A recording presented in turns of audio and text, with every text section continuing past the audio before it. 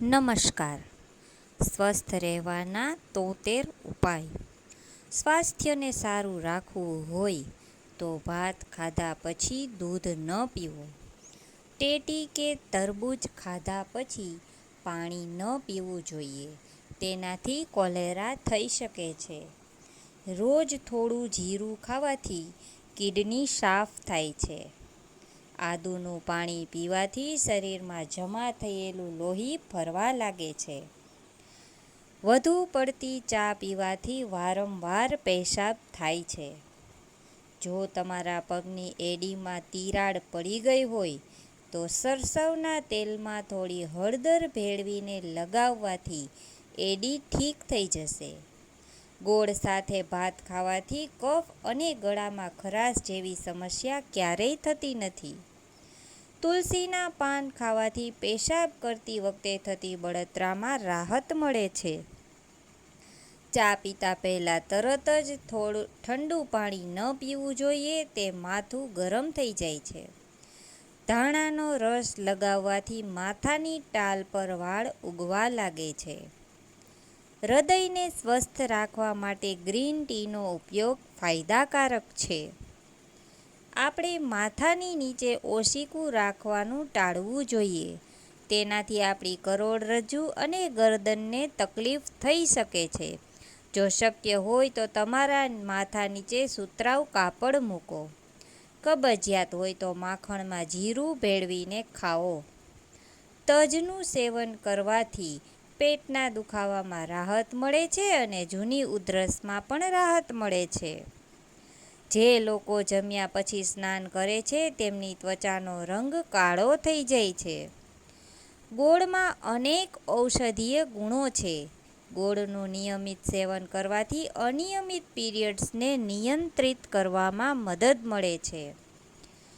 કંઈ પણ વાંચતા પહેલાં થોડું જીરું ખાવો. તમે જે વાંચ્યું હશે તે યાદ રાખવામાં મદદ કરે છે. જે લોકો રોજ દહીંનું સેવન કરે છે તેમને યુરિન ઇન્ફેક્શન થતું નથી. ચા પીધા પછી ક્યારેય પાણી ન પીવું જોઈએ, કારણ કે તેનાથી શરીરને ઘણું નુકસાન થઈ શકે છે. જો તમે જમ્યા પછી તરત સૂઈ જાઓ તો ખોરાક બરાબર પચતો નથી અને કાન પણ ઝડપથી બહેરા થવા લાગે છે. જે વ્યક્તિ પેશાબ બંધ કરે છે તેને લકવો થઈ શકે છે અને તે પેટ સંબંધિત અન્ય ઘણા રોગોનું જોખમ ધરાવે છે. ખાધા પછી તરત જ ફળો ન ખાવા જોઈએ, તેનાથી લીવરને નુકસાન થાય છે. વધુ પડતું ટેન્શન લેવાથી લોહી જાડું થાય છે, જેના કારણે લોહીના ગંઠાવાનું શરૂ થઈ જાય છે.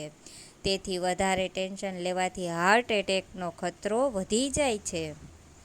વધુ પડતો ખોરાક ખાવાથી મગજ નબળું પડે છે. હાથ અને પગ પર એલોવેરા લગાવીને સૂવાથી મચ્છરો કરડતા નથી. જો તમે કબજિયાતથી પીડાતા હો તો 2 પલાળેલા અંજીર ખાવાથી તમને ક્યારેય કબજિયાત નહીં થાય. બાજરીના રોટલા ખાવાથી કબજિયાત થાય છે. ગરમ તાસીર તેમજ કબજિયાતને કારણે હરસમસાની તકલીફ થવાની શક્યતાઓ પણ વધી જાય છે. સફરજન ખાવાથી રાત્રે વારંવાર પેશાબ આવવો બંધ થાય છે.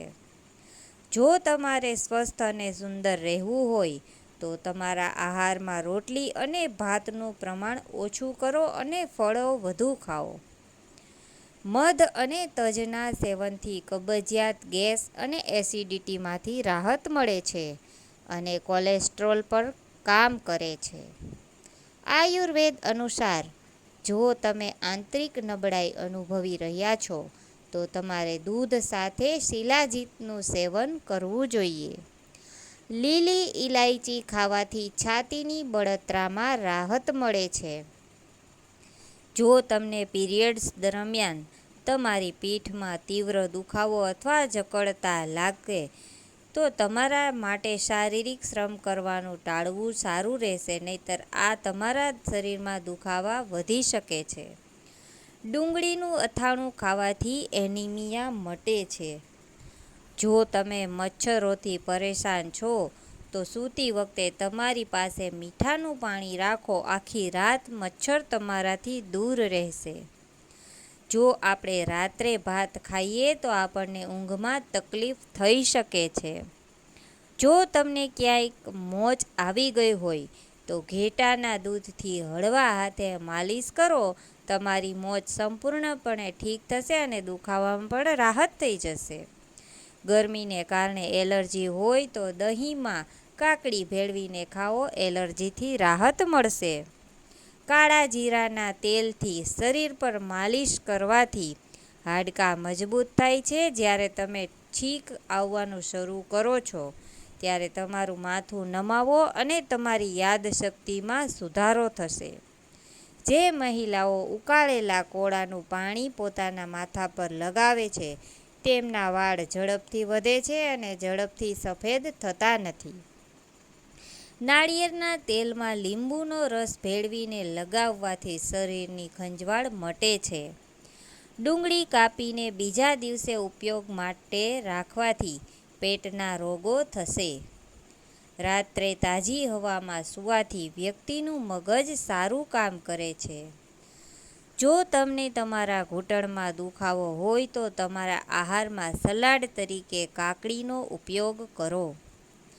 કાચી હળદરનું સેવન શરીર પર ઈજાના કિસ્સામાં ખૂબ જ ફાયદાકારક છે. કુંવરપાઠાનું પાણી ગરમ કરીને માથા પર લગાવવાથી માથાનો દુખાવો દૂર થાય છે. રોજ રાત્રે વહેલા સૂવાની આદત પાડો. તેનાથી આંખોની રોશની તેજ થાય છે અને મગજ પણ મજબૂત બને છે.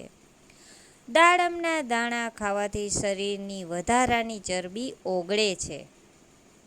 નખ કાપ્યા પછી પગના અંગૂઠામાં સરસવનું તેલ લગાવો. તેનાથી તમારી આંખોની રોશની ઓછી નહીં થાય.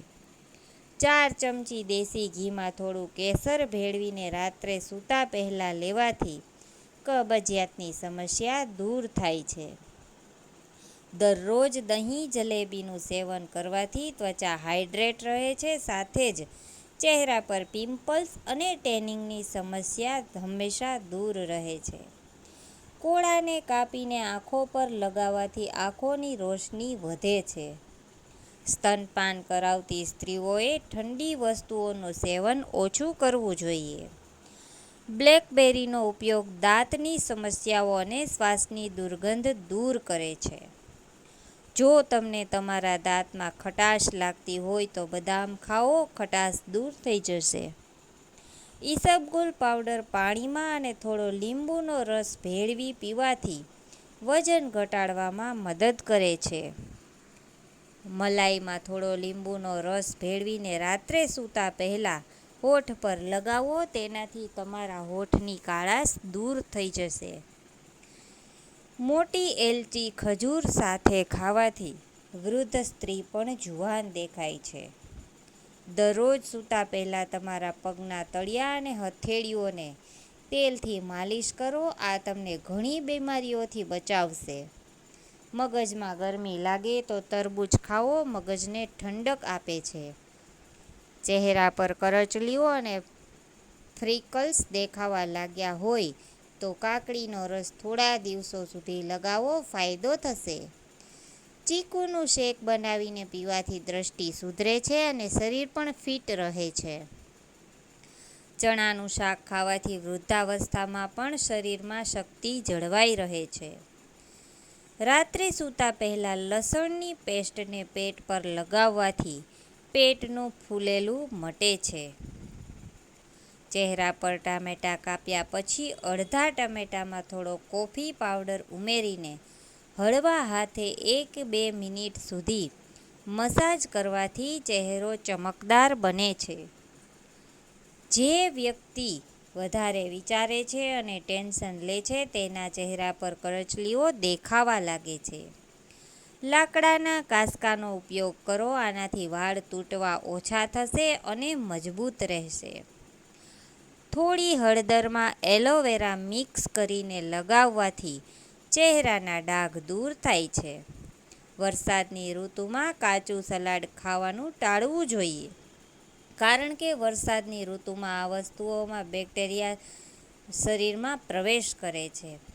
દાંત પર ઠંડુ માખણ ઘસવાથી દાંતની પીડાશ દૂર થાય છે. નબળી પાચન શક્તિ ધરાવતા લોકોએ કેળા ન ખાવા જોઈએ. જે વ્યક્તિ વહેલા ઊંઘે છે અને વહેલા જાગે છે તે ફ્રેશ દેખાય છે અને તેના ચહેરા પર ચમક આવે છે. Thank you.